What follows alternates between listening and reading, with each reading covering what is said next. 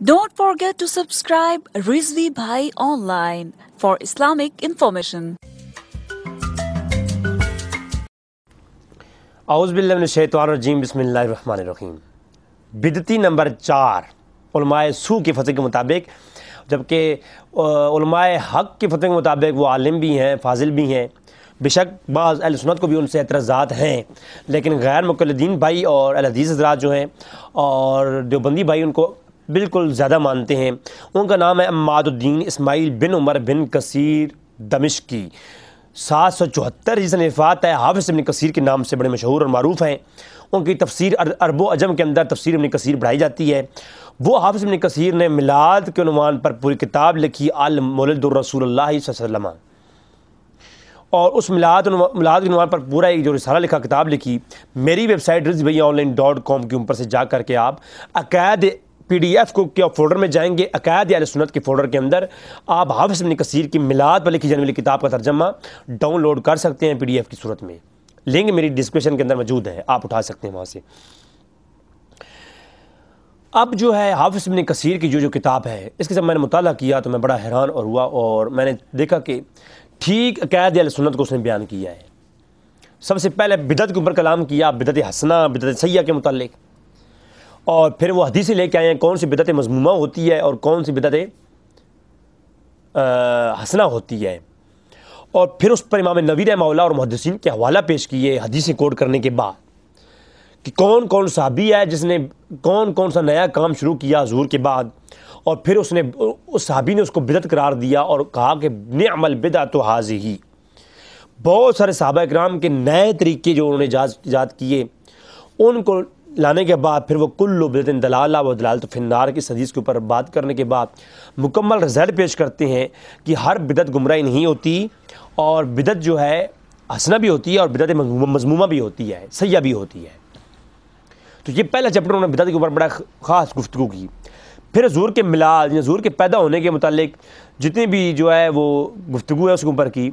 سب سے پہلے حضور کا شجرہ نسب انہوں نے بیان کیا بڑی خوبصورت طریقے سے، جو مولانا طارق جمیل صاحب اکثر پیش کرتے ہیں وہ جو ہے انہوں نے پیش کیا جناب۔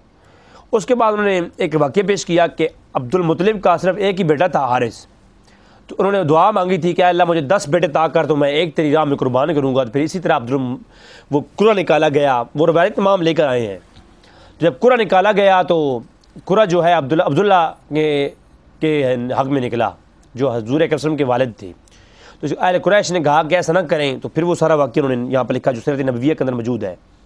اور مزے کی بات پھر حافظ ابن کثیر نے لکھ کر کے یہ نہیں کہا کہ یہ میری باتیں ہیں، ساتھ میں حوالے نوٹ کیے ہیں کہ سیرت ابن ہشام سے میں نے یہ واقعہ لیا ہے، اور دیگر کتابیں پر عباس بن ساریہ والی روایت لائے کہ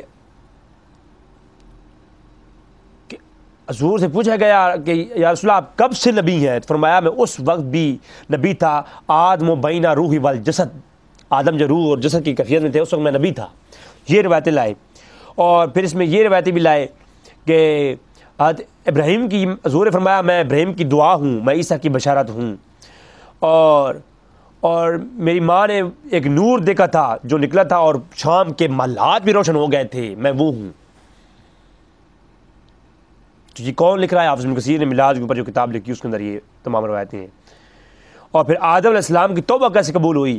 المستدرک علی الصحیحین کے اندر سند صحیح کے ساتھ روایت ہے، وہی لائے ہیں یہاں پر کہ جب آدم علیہ السلام کو اللہ نے فرمایا فتلقى آدم من ربہ کلمات فتاب علیہ، تو وہ جو آیت نازل ہوئی پھر آدم کو اللہ نے کچھ کلمے عطا فرمائے جن کی بدولت آدم علیہ السلام کی توبہ قبول ہوئی۔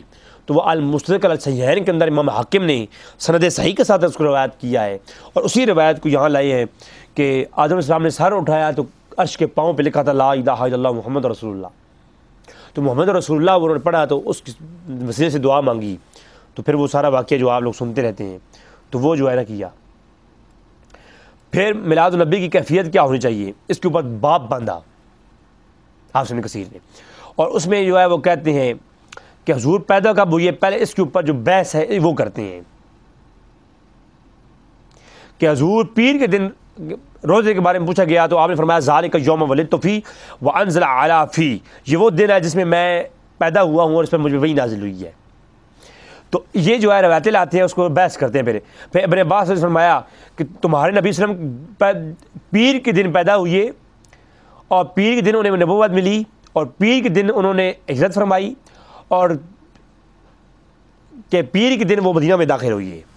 سیرت ابن ہشام کے اندر، صحیح مسلم کتاب الصیام کے اندر اور امام احمد بن حنبل اور سنن بہقی کے اندر یہ روایت موجود ہے، مسند احمد کے اندر بھی اور بہقی کے اندر بھی اس روایت کو لائی ہے یہاں پر۔ پھر ابراہیم بن منذر عزامی فرماتے ہیں جب وہ بات جس میں ہمارے کسی عالم کو شک نہیں ہے وہ یہ ہے کہ رسول صلی اللہ علیہ وسلم عام الفیل ربیع اول میں اور اس کے 40ویں سال آپ کی بعثت ہوئی، تو ربیع اول کے مہینے میں حضور کا میلاد ہوئی، اس میں کسی کو شک نہیں ہے اور اس پہ اجماع نقل کیا علامہ ابن منذر نے۔ یہ حافظ ابن کثیر لکھ رہے ہیں، میں نہیں لکھ رہا۔ حافظ امام بہقی نے اپنی مسند سند کے ساتھ عثمان ابن ابی عاص سقفی سے روایت کی ہے، سند صحیح کے ساتھ۔ حافظ بہقی نے حضرت ام عثمان کی روایت کو عثمان ابن ابی عاص روایت کرتے ہیں کہ میری ماں فرماتی ہیں جب میں حضور کا میلاد ہوا میں حضور کی والدہ حضرت آمنہ کے پاس تھی، اللہ نے ستاروں کو اتنا جھکایا ستاروں کو کہ شام کے محلات بھی روشن ہو گئے۔ آج بھائی کہتے ہیں یہ لڑیاں لگاتے کیوں ہو تم لوگ، یہ لڑیاں لگانا بدعت ہے، تو یہ اللہ نے چراغاں کرنا یہ اگر بدعت ہے تو اللہ نے چراغاں کی تھی۔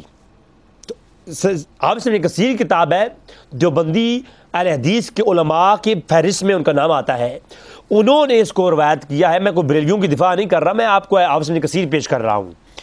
تو انہوں نے جو ہے اس کو روایت کیا اور انہوں نے پیش کیا کہ حافظ ابن کثیر لکھتے ہیں کہ مائی آمنہ نے دیکھا کہ اللہ نے جو ہے محلات کو روشن کیا اور نور کی چراغاں کی ہے، تو اللہ کی شان اعلیٰ تھی، اس نے اپنی شان کے مطابق چراغاں کی۔ ہماری شان حقیر ہے، ہم چھوٹی چھوٹی لڑیاں لگا کر کے اللہ کی سنت پوری کرتے ہیں۔ اور جب حضور پیدا ہوئے تو آپ ختنہ شدہ تھے اور آپ کی ناف بھی کٹی ہوئی تھی۔ یہ تمام تر جو ہے روایتیں لائے ہیں کون؟ محمد بن اسحاق کے حوالے سے لائی ہیں، ٹھیک ہے۔ تو عبد المطلب نے آپ کا 7ویں دن عقیقہ کیا، اس کو بھی یہاں میں نقل کیا ہے۔ اور پھر ابو لہب والی روایت بھی یہاں لکھی ہے جس پہ اگلی ہماری گفتگو آنے والی ہے کہ ابو لہب مر گیا اور اس نے اپنے غلامہ صحابہ کو حضور کے میلاد کی خوشی میں آزاد کیا تھا، تو اس کے بارے میں جو روایت بخاری کے اندر آتی ہے وہ روایت بھی یہاں پر لکھی ہے جناب۔ اور دیگر ایک بڑی طویل گفتگو کی ہے۔ پھر حضور صلی اللہ علیہ وسلم کی رضاعت کا بیان، حضور صلی اللہ علیہ وسلم کے لڑکپن کا بیان، حضور صلی اللہ علیہ وسلم کے اعلان نبوت کا بیان، ایک پورے چیپٹر قائم کر کے سیرت نبی پر، میلاد النبی کے اوپر سے ایک کتاب انہوں نے لکھی ہے۔ تو یہ کیا یہ بدعتی ہیں حافظ ابن کثیر؟ تو حافظ ابن کثیر کی اگلی کتاب البدایہ والنہایہ کے اندر جو میلاد کے تذکرے ہیں انشاءاللہ تبارک و تعالیٰ وہ اگلی ایپیسوڈ کے اندر ہم لائیں گے۔ آپ کی دعاؤں کو طالب، آپ کا اپنا بھائی رزق بھائی۔